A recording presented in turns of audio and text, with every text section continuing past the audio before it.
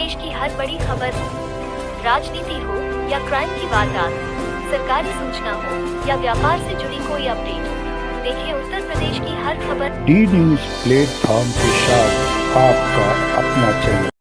आज press club में आकर प्रेस को संबोधित करने के लिए आप आए हैं, तो क्या विषय है, क्या प्रॉब्लम?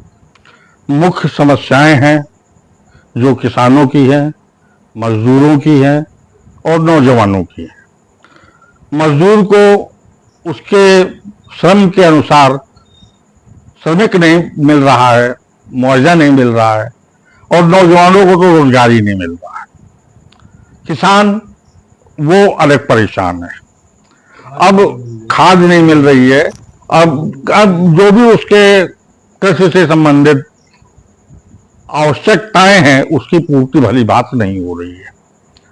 इन सब बातों को लेकर हमने भारतीय किसान मजदूर एवं नौजवान सहयोग संघ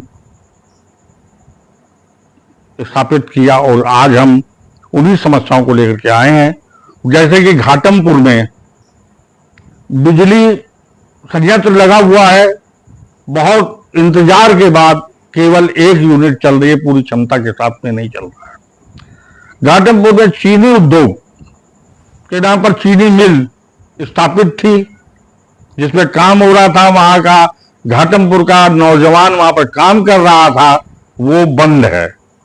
हर चुनाव में सभी के द्वारा और मुख्यमंत्री जी ने पतारा की जनसभा में यह घोषित किया कि बिजली का जो संयंत्र लगा है ये भी पूरी क्षमता से चलेगा और चीनी मिल पूरी क्षमता से चलाई जाएगी।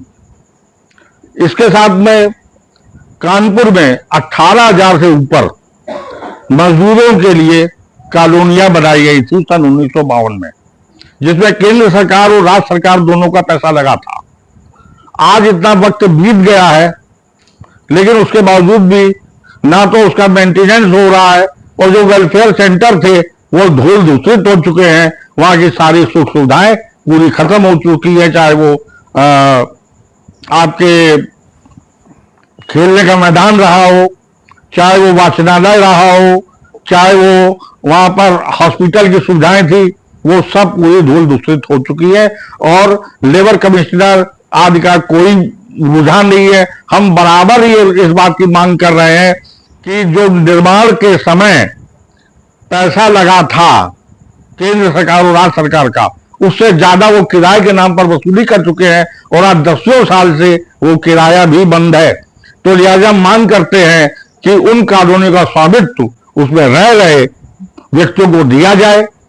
इसी प्रकार आपके कानपुर महानगर मिलों का नगर था, मजदूरों का नगर था। इसमें जगह जगह पर हर मिल के द्वारा कर्मचारियों के लिए आवासीय सुविधाएं उपलब्ध कराई गई थी। आज वो भी जीर्ण शीर्ण स्थिति में है, वहां पर रह रहा श्रमिक जो कि मिलें बंद हो गई है, लेकिन वो जाए तो जाएगा, जबकि प्रधानमंत्री साहब का कहना है कि हर सर पे एक छत होगी।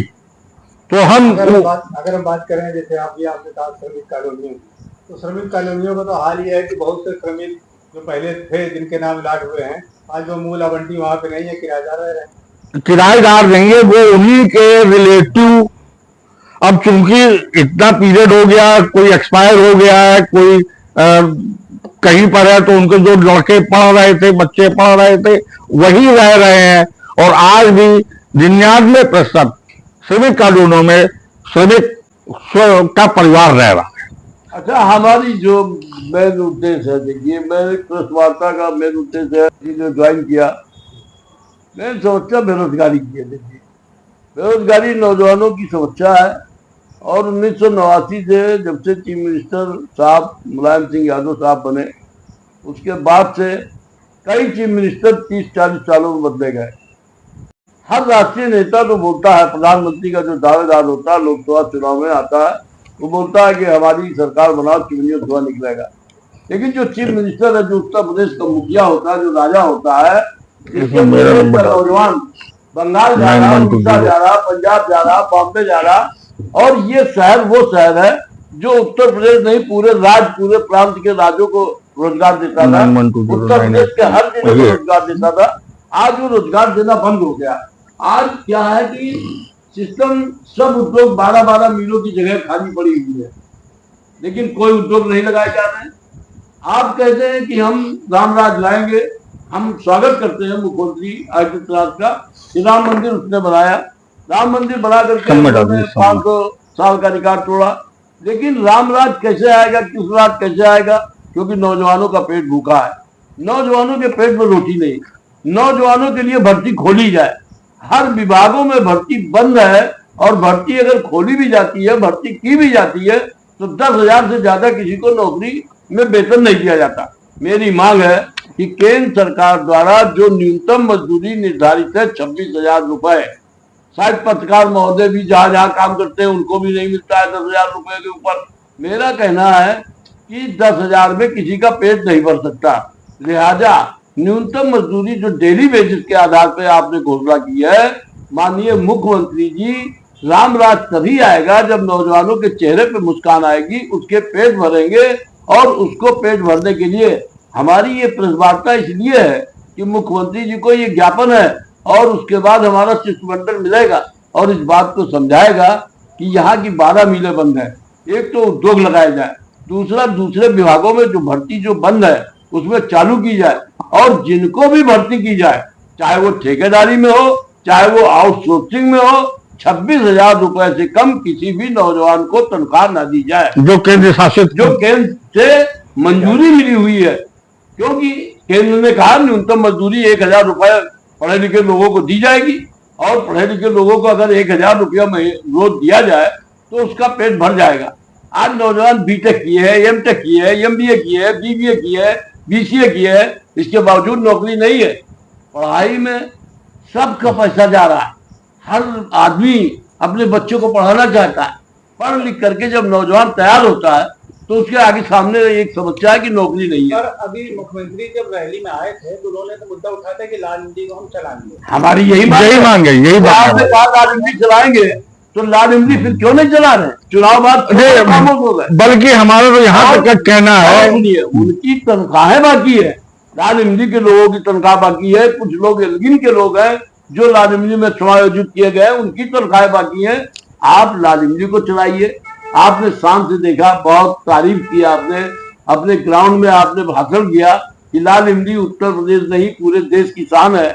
ओलन में आती थी, इसका कपड़ा जैसे ओनली विमल बिकता है वैसे ही बिकता था। आज उसको चालू करने की बात आपने की। हमने इस मांग में रखा है कि लाल इमली को त्वरित चालू किया जाए, अपना वादा पूरा किया जाए, और उनके बकाये जो मजदूर हैं उनका भुगतान किया जाए। और साथ में हम एक बात, घाटमपुर की चीनी मिल को मुख्यमंत्री जी ने अपनी रैली में संबोधित किया कि घाटमपुर की चीनी मिल चलेगी, लेकिन आज तक जो है इतने दिन हो गए अभी तक उसने कुछ शुरुआत भी नहीं की गई। इसके अलावा हमारा एक और कहना है कि जो नेशनल टेक्सटाइल कॉर्पोरेशन की मिलें थी, बीआईसी की मिलें थी, इनकी जमीनें पड़ी है, उन पर क्यों नहीं नए उद्योग लगाए जा रहे ताकि यहाँ की बेरोजगारी समाप्त हो सके, यहाँ का मजदूर खुशहाल हो सके, यहाँ के बेरोजगारों को काम मिल सके। अच्छा, दूसरा सबसे बड़ा मुद्दा देखिए ये है कि मिल के मजदूर रिटायर होने के बाद आप पीएफ में उनका पैसा कटता रहा। पीएफ से कटने के बाद उनको पेंशन मिलती है 700 रुपया, उनको पेंशन मिलती है 500 रुपया, उनको पेंशन मिलती है ज्यादा 1,000 रुपया, और उसके जो कर्मचारी है उनकी तनख्वाह है 80,000 रुपया, उनकी तनख्वाह है 1,00,000 रुपया। आयुक्त उसका कमिश्नर बैठता है, उसकी तनख्वाह है 2,00,000 रुपया। और कटौती किससे होती? मजदूरों से कटौती हुई। आपने अभी घोषणा की 2019 में, अभी सुप्रीम कोर्ट में हलफनामा पेश किया, आपके कोश्यारी समिति की एक रिपोर्ट बनी, जिसमें दिया गया कि 3,000 रुपए से कम पेंशन नहीं दी जाएगी। 3,000 रुपए से कम किसी भी मजदूर को पेंशन नहीं दी जाएगी, और 2014 से हम लागू करेंगे। 2014 से लागू करने की सहमति भविष्य निधि संगठन ने और केंद्र सरकार ने अपने हलफनामे में सुप्रीम कोर्ट में दिया, और आज तक उसको लागू नहीं किया गया। 2019 से आज हो गया 24। बताइए अब आप कैसे चलेगा ये?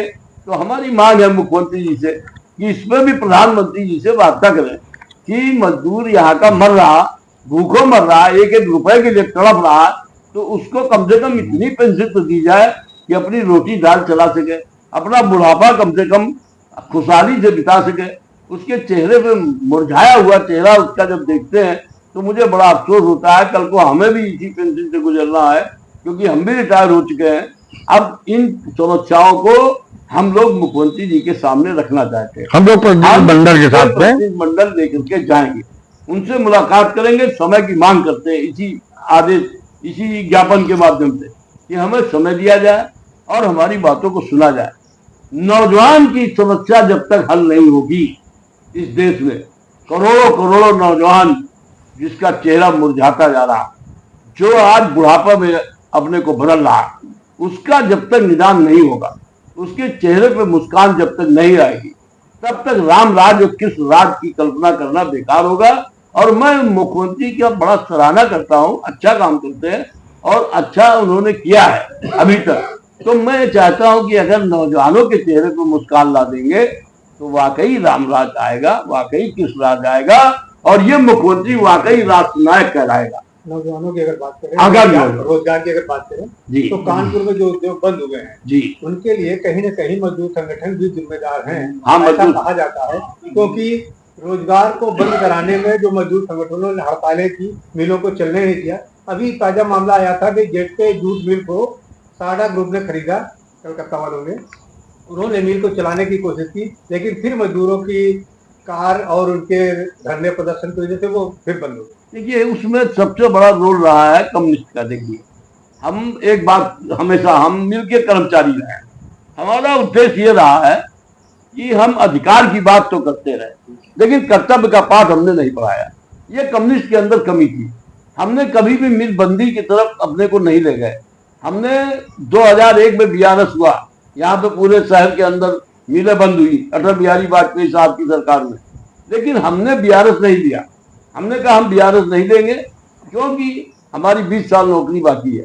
हम इस लड़ाई को लड़ रहे हैं उद्योग चालू करने की, हम बंदी की तरफ नहीं ले जाएंगे। हमारा कहना यह था कि उद्योग चालू रखो, हम समझौतावादी हो सकते हैं कि आज हमने 100 रुपया मांग किया तो 50 रुपया अगर सरकार हमें दे रही तो हम 50 रुपए बाद में देंगे, लेकिन हम मिल को चालू रखेंगे। जब हम जमीन ही बेच देंगे, जब हम उद्योग ही बेच देंगे तो हमें क्या मिलेगा? मेरा ये कहना था, ये कम्युनिस्ट की विचारधारा थी कि हम अधिकार चाहिए, हमको पैसा चाहिए, नहीं तो इसको बंद करिए। हम इसके पक्षधर नहीं थे, ये कम्युनिस्टों ने बंद किया। तो अब आप सरकार से क्या मांग करने जा रहे हैं और मुख्य मांगे आप जो है प्रमुख मांगे कितनी है फिर दोहराइए। हमारी प्रमुख मांग ये है कि नौजवान को रोजगार भर्तियां रिक्त हैं उनको खोला जाए और उसमें आउटसोर्सिंग और ठेका प्रथा समाप्त किया जाए। उनको 26,000 से नीचे वेतन किसी भी नौजवान को न दिया जाए जिससे उसका पेट भूखा न रहे। न्यूनतम मजदूरी है जो पेंशन जो है 2014 से लागू की गई है केंद्र सरकार द्वारा। केंद्र सरकार ने और भविष्य निधि संगठन ने हलफनामा जो दिया है सुप्रीम कोर्ट में, उसके फैसले के आधार पे न्यूनतम पेंशन जल्द लागू की जाए।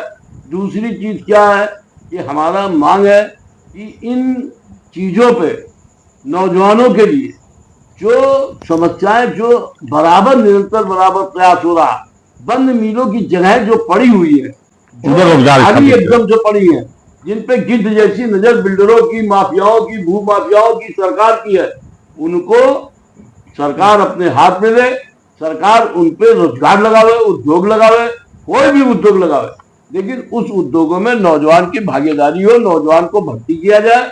और यहाँ से बेरोजगारी की समस्या उत्तर प्रदेश से, इस शहर से, कानपुर शहर वो शहर था जो पूरे उत्तर प्रदेश को रोजगार देता था। यहाँ की दूसरे प्रांतों के लोग भी यहाँ रोजगार करने आते थे जब हम लोग काम करते थे। आज क्या है, यहाँ का नौजवान भूखों मर रहा। 10,000 रुपया की जो प्रथा चला दी है, 7,000, 8,000, 10,000, ये समाप्त किया जाना चाहिए। ये हमारी प्रमुख मांग है। और श्रमिक कॉलोनी जो स्थापित हैं 18,000 केंद्र सरकार और राज्य सरकार के माध्यम से कानपुर में, और जो मिलों के द्वारा श्रमिक कॉलोनियों का निर्माण करके अपने मजदूरों को अलॉट किया गया था, उनको स्वामित्व दिया जाए। क्यों? क्योंकि इस उम्र में वो कहाँ जाएगा, किसी प्रकार अपना जीविकोपार्जन करके वो किसी तरह रह रहा है, ना रोजगार है ना कुछ है, लेकिन इसके बावजूद भी रह रहा है, उसको मेंटेन किए हुए, तो उसको स्वामित्व दिया जाए। अगर आप ये वीडियो YouTube पर देख रहे हैं तो हमारे चैनल को सब्सक्राइब करें और बेल आइकन को दबाना ना भूलें। अगर आप Facebook पर ये वीडियो देख रहे हैं तो हमारे पेज को लाइक करें।